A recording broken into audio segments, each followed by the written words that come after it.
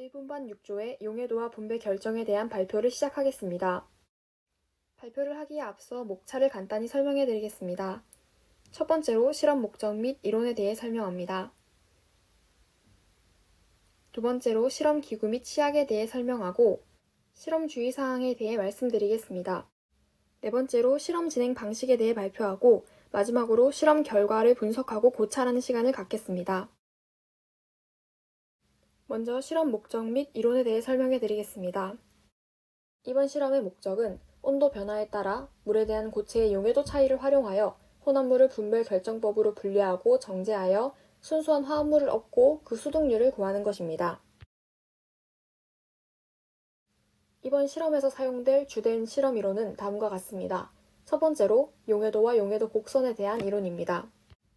용해도란 용질이 용매의 포화 상태까지 녹을 수 있는 한도를 말하는데 보통 용매 100g에 최대로 녹을 수 있는 용질의 양을 의미합니다. 이러한 용해도는 온도, 용매, 용질의 종류 등의 영향을 받으며 온도가 올라갈수록 고체의 용해도는 증가하고 기체의 용해도는 감소하는 경향을 보입니다. 용해도 곡선이란 이러한 용해도를 가로축의 온도, 세로축의 용해도를 나타내어 그래프 형태로 그린 것을 의미합니다. 두 번째로 포화, 과포화, 불포화 용액에 대한 이론입니다. 우선 포화 용액이란 일정 온도에서 일정 양의 용매에 용질이 최대한 녹아 더 이상 녹을 수 없는 상태의 용액을 의미합니다. 물질의 용해도는 온도에 따라 달라지므로 포화 용액을 말할 때는 온도를 꼭 언급해야 합니다. 다음으로 과포화 용액이란 일정한 온도에서 용질이 용해도 이상으로 녹아있는 상태를 의미합니다. 이러한 상태는 굉장히 불안정한 상태이므로 작은 충격에도 용질이 고체로 석출됩니다. 마지막으로 불포화 용액이란 일정한 온도에서 용질이 용해도보다 적게 녹아있어 용질이 더 녹을 수 있는 용액을 의미합니다.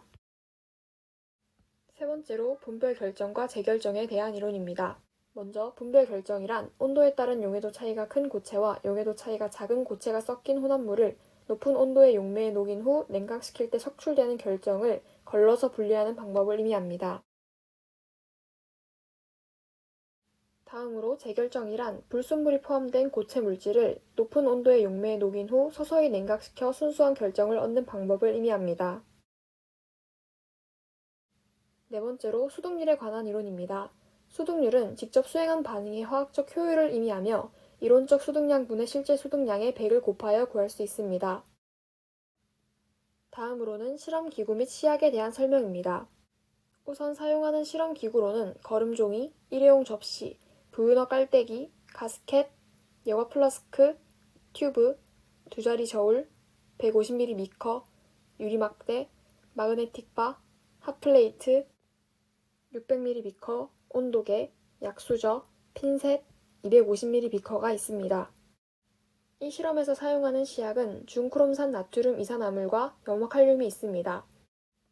중크롬산 나트륨 이산화물은 주황색이나 빨간색의 냄새가 나지 않는 고체 시약이며 불 속에서 그 화재를 더 강하게 하고 피부에 접촉하거나 흡입 시 유독함으로 주의해야 합니다. 염화칼륨은 무색무취의 고체 시약이며 특히 눈의 자극성이 강해 조심해야 합니다. 실험을 시작하기 전 주의사항으로 실험에 쓰이는 용액을 함부로 버리지 않도록 주의합니다.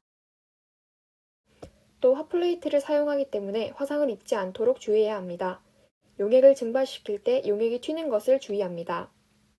네 번째로 실험 방법에 대해 설명하도록 하겠습니다. 실험에 사용할 거름종이와 일회용 접시의 무게를 4자리 저울로 재고 기록합니다. 무게 측정이 완료된 거름종이와 일회용 접시는 섞이지 않도록 정리합니다.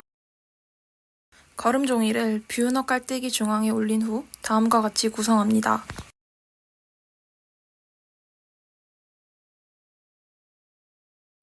(18g의) 중크롬산 나트륨을 측정하여 13ml의 증류수와 함께 150ml 비커에 넣고 유리막대로 저어주어 녹입니다. 10g의 KCl을 측정하여 25ml 증류수와 함께 다른 150ml 비커에 넣고 유리막대로 저어준 후 마그네틱 바를 넣고 교반하면서 가열하여 마저 녹입니다. 그 후 중크롬산 나트륨 용액과 섞습니다. 600ml 비커에 찬물을 담고 섞은 용액이 담긴 비커를 그 안에 담궈 냉각시킵니다. 이때 중크롬산 칼륨 침전물이 생기는 것을 확인하고 600ml 비커의 물 온도를 측정합니다. 이 과정에서 수득률을 높이기 위해서는 침전이 생기기 시작한 뒤에도 3, 4분간 계속하여 플라스크를 흔들어 냉각시켜야 합니다.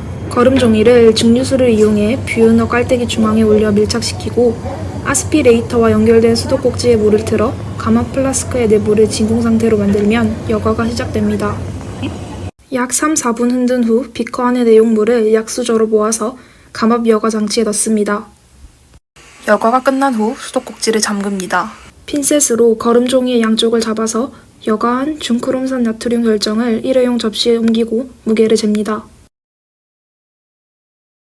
이 용액을 250ml 비커에 옮기고 핫플레이트에서 100도로 가열하여 용액의 부피가 4분의 1 정도로 줄면 NaCl 결정이 석출되고 이때의 온도를 측정합니다. 이 용액을 감압 여과 장치를 통해 걸러 NaCl 결정을 얻습니다.